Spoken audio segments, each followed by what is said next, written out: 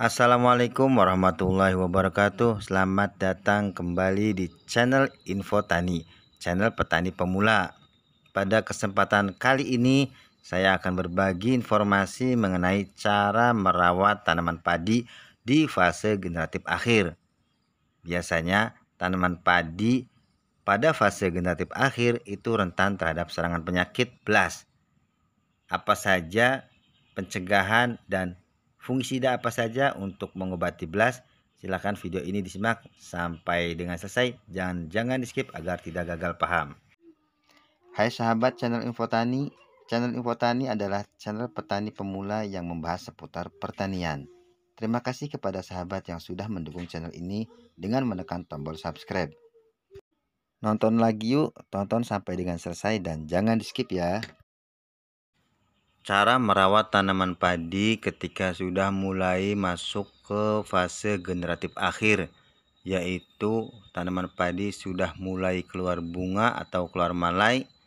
Dan cara perawatan yang pertama adalah teman-teman harus perhatikan kondisi air agar tidak terlalu tergenang ataupun tidak terlalu kering.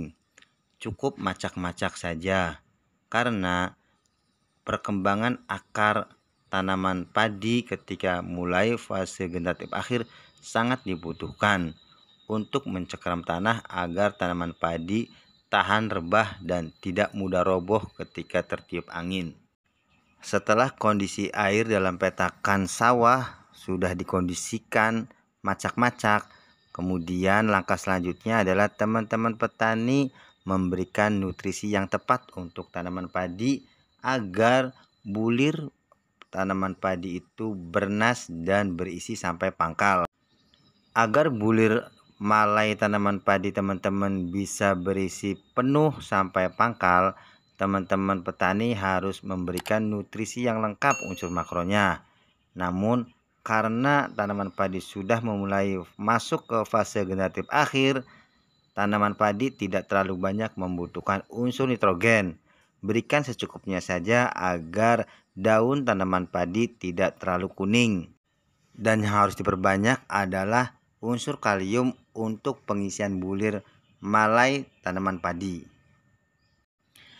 Nutrisi yang diberikan pada tanaman padi di fase generatif akhir, teman-teman bisa melakukan dengan dua cara, yaitu yang pertama menggunakan pupuk padat yang ditaburkan dan disebarkan agar diserap oleh akar tanaman. Dan yang kedua, teman-teman bisa menggunakan pupuk cair yang diaplikasikan secara semprot. Tujuannya agar nutrisi unsur kalium bisa diserap oleh daun tanaman padi, sehingga bulir tanaman padi bisa terisi penuh sampai pangkal dan bernas. Bobot panennya akan terpenuhi sesuai dengan target. Setelah nutrisi untuk pengisian bulir malai tanaman padi diaplikasikan, yang harus dijaga adalah daun bendera dan daun dari atas sampai bawah agar tidak terserang penyakit.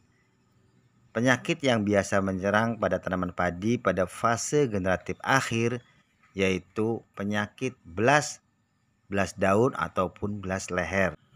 Untuk itu, agar tanaman padi sehat dan tidak terserang penyakit blast, teman-teman petani harus siap sedia fungisida tepat sasaran untuk menjaga dan membasmi jamur yang menyebabkan penyakit blast.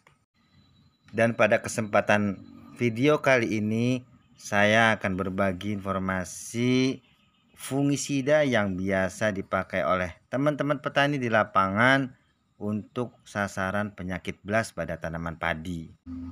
Inilah jenis dan merek dagang fungisida yang teruji ampuh untuk mengatasi penyakit pada tanaman padi. Yang pertama adalah Seltima 100 CS. Seltima 100 CS adalah fungisida dengan formulasi inovatif yang bekerja secara sistemik, bekerja protektif dan kuratif, berbentuk mikrokapsul dalam pekatan yang dapat disuspensikan berwarna putih untuk mengendalikan penyakit pada tanaman padi. Fungisida Seltima efektif mengendalikan serangan belas daun, busuk leher, bercak coklat, dan gabah kusam pada tanaman padi, dan tanaman lebih tahan terhadap stres, panas, dan kering. Fungisida Seltima berbahan aktif pyraclostrobin 100 gram per liter. Jika teman-teman ingin menggunakan Seltima, teman-teman bisa menggunakan dosis 1000 sampai 1250 ml per hektar. Fungisida yang kedua adalah Amistartop. Amistartop merupakan fungisida sistemik yang bersifat protektif, kuratif, dan preventif, berbentuk pekatan suspensi berwarna kuning muda untuk mengendalikan penyakit pada tanaman padi. Fungisida Amistartop memiliki dua bahan aktif, yaitu yang pertama azoxystrobin 200 gram per liter dan difenoconazole 125 gram per liter. Jika teman-teman ingin menggunakan Amistartop pada tanaman padi, bisa menggunakan dengan dosis 250 sampai 300 ml per hektarnya. Fungisida yang ketiga untuk tanaman padi pada fase generatif adalah Nativo.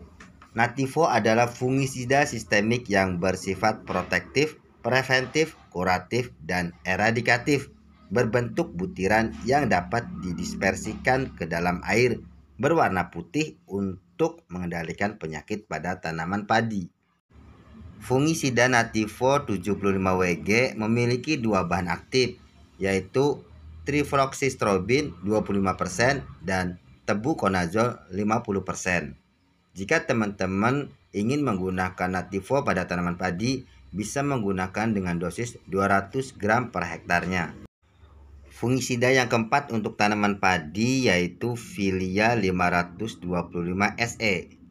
Filia 525 SE merupakan fungisida protektif untuk mengendalikan penyakit blast Pyricularia oryzae pada tanaman padi. Dengan kombinasi dua bahan aktif pilihan yang diformulasi secara tepat, maka Filia 525 SE tidak saja mampu mengendalikan penyakit blast yang terjadi pada tanaman padi seperti ustilago, hawar pelepah pada bulir, tetapi juga membuat batang padi lebih kuat, penampilan daun padi lebih hijau, dan tanaman padi lebih sehat, memberikan peningkatan hasil yang signifikan. Fungisida Filia 525 SE memiliki bahan aktif double, yaitu propiconazole 125 gram per liter dan tricyclazole 400 gram per liter. Jika teman-teman ingin menggunakan Filia pada tanaman padi, teman-teman bisa menggunakan dengan konsentrasi 1,5 ml per liter airnya. Demikianlah penjelasan mengenai cara perawatan dan jenis-jenis fungisida yang terbaik yang biasa digunakan oleh teman-teman petani di lapangan dan mudah barangnya didapat di toko pertanian. Terima kasih sudah menonton video ini sampai dengan selesai, dan juga terima kasih sudah mau mensubscribe channel ini. Sampai jumpa lagi di video pertanian selanjutnya. Assalamualaikum warahmatullahi wabarakatuh.